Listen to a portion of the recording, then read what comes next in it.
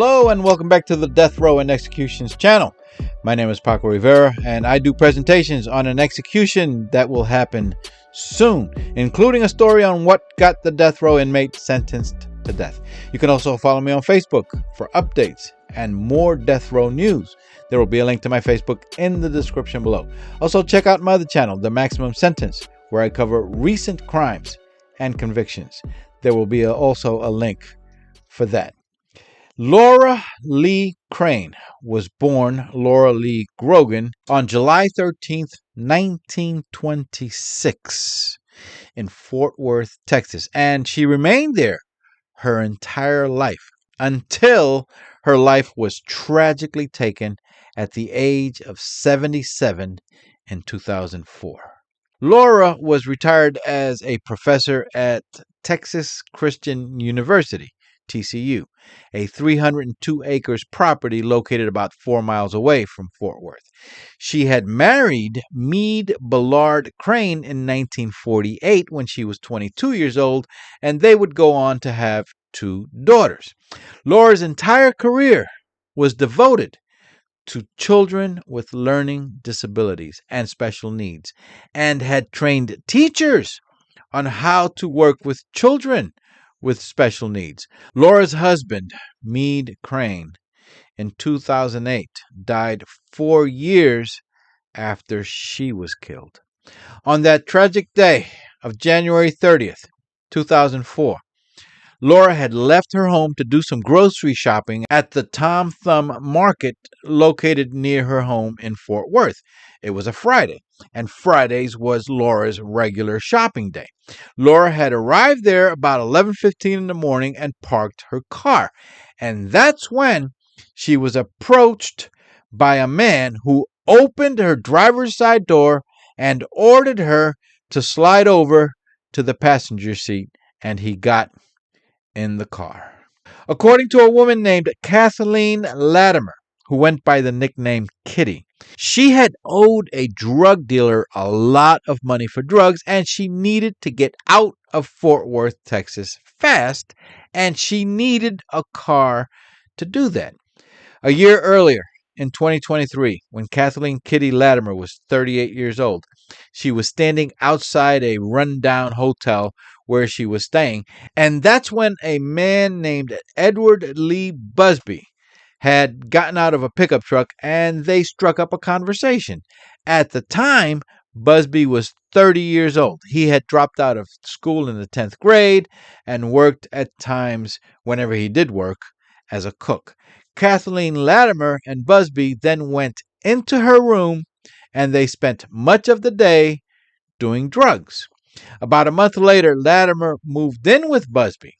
He was staying at a place called the Cowboy Motel, and shortly after that, Kathleen Latimer was being pimped out to other men by Busby to support their drug habit. On that Friday morning, when Laura Crane had left to shop at the Tom Thumb Market, Kathleen Latimer had realized that she was in a lot of trouble because of money she owed to a drug dealer and decided that she wanted to get out of town. Busby and Latimer met up with an acquaintance who told them that he would take them to someone who can loan them a car. But they had made a stop at the Tom Thumb Market. According to Kathleen Latimer, Edward Busby got out and he went into the store. Now, the acquaintance who was driving them in that car maybe got tired of waiting and told Latimer to get out of the car. So she did. And then the guy drives off. Latimer said that she began crying because now they were stuck without a car. So she went into the store and found Busby inside and told him what happened. She said that Busby became furious and left the store by kicking the door open. About this time, Laura Crane was pulling into the parking lot and parked her car. Kathleen Latimer states that Busby whistled at her, to have her hurry up and catch up to him. That's when Busby got inside Laura's car's driver's seat after Laura moved over to the passenger side. Busby then told Latimer to get in the back seat. Latimer said that the elderly woman was completely calm and had even said, "Hi, darling," to her as she got in the back seat. Laura then turned to the driver and said, "What would your mother say if she knew you were doing this?" Busby drove with Kathleen in the back seat and Laura in the front passenger seat. A short time later, they stopped at a convenience store and Busby handed Latimer Laura's ATM card and told her to withdraw as much as possible. Over the following days, they would withdraw a total of $775 from Laura Crane's bank account. They headed up Interstate Highway 35, but later stopped at the back of a vacant house and put Laura in the trunk of the car. After that, they stopped at a store where they bought a roll of duct tape. At some point, Busby had wrapped about 23 feet of duct tape around the face of Laura Crane, completely covering her mouth and nose, and later drove over into the state of Oklahoma, where the body was disposed.